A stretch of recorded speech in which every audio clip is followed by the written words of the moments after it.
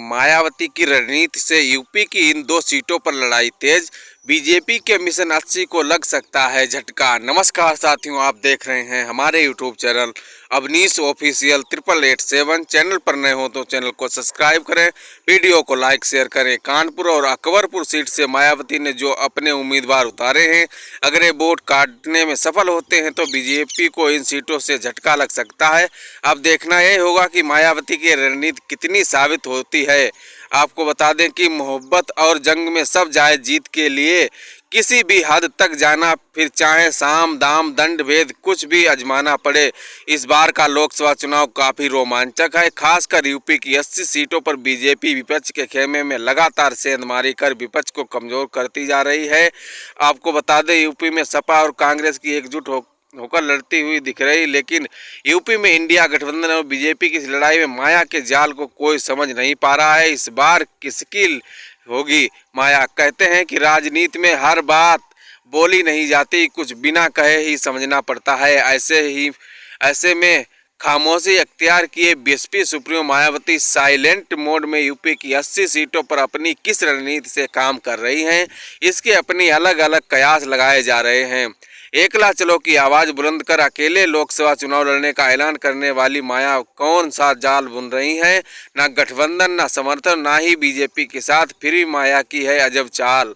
BSP Lok Sabha चुनाव में अपने प्रत्याशी लगातार उतार रही है, लेकिन माया के प्रत्याशी किसका खेल और समीकरण खराब कर रहे हैं, इसका अंदाजा कोई लगा नहीं पा रहा है। राजनीति के चाणक्यों की बात माने तो इस बार बीएसपी साइलेंट मोड में बीजेपी को कमजोर करती नजर आ रही है। उदाहरण, कानपुर लोकसभा सीट पर बीजेपी ने ब्राह्मण प्रत्याशी उतारा है, तो इंडिया गठबंधन में ये सीट कांग्रेस के खाते में है और उसने भी यहां ब्राह्मण प्रत्याशी आलोक मिश्रा को मैदान में उतारा है। लेकिन इन सबके बीच माया ने भी इस सीट पर क्षत्रिय प्रत्याशी पर दांव लगाया है। लेकिन माया एक प्रत्याशी का उतारना और उस पर क्षत्रिय प्रत्याशी का खेल खराब कर बीजेपी का खेल खराब कर सकता है। बीजेपी को मुख्यतः ब्राह्मण और क्षत्रिय मतदाता ज्यादा वोट करते हैं। ऐसे में लेकिन इस सीट पर बीएसपी के क्षत्रिय कैंडिडेट के उतरने से क्षत्रिय मतदाता कटेगा, जो बीजेपी के लिए नुकसान पहुंचा सकता है। वहीं बीजेपी और कांग्रेस के प्रत्याशी ब्राह्मण हैं, जो ब्राह्मण वोटरों को 2 हिस्सों में बांटेंगे, जो पूरी तरह से बीजेपी को नहीं मिल पाएगा। और गठबंधन के प्रत्याशी को कांग्रेस, सपा, मुस्लिम, यादव कुछ हिस्सा ब्राह्मण वोट मिलना तय है और बीजेपी की समीकरण दिखाई दे रही है। बीजेपी का प्रत्याशी 2 बार से इस सीट पर जीत चुका है और तीसरी बार फिर से मैदान में है और ये प्रत्याशी क्षेत्रीय है और इस वर्ग आप विशेष पकड़ भी रखता है।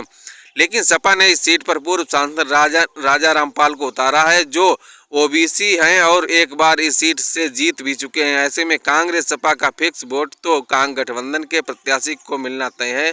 वहीं यादव, मुस्लिम, ओबीसी, एससी, पाल, कुशवाहा बिरादरी पर राजाराम की मजबूत पकड़ है। बीएसपी ने यहां से ब्राह्मण प्रत्याशी उतारकर बीजेपी का ब्राह्मण वोट 2 हिस्सों में बांट दिया है, जो बीजेपी से काट लेगी, जिसका फायदा गठबंधन को हो सकता है। राजनीति के गलियारों में इस बात की चर्चा तेज हो गई कि बीएसपी बिना गठबंधन के बीजेपी को नुकसान पहुंचा रही है और सपा कांग्रेस गठबंधन को अंदरूनी मजबूत कर रही है। अगर कयासों का ये समीकरण फिट बैठा तो बीजेपी यूपी में विपक्ष के दांव में चारों खाने चित हो सकती है। अब देखना है कि बीएसपी सुप्रीमो की चुनावी रणनीति किसके लिए कारगर साबित होगी और इस बार माया किसके हिस्से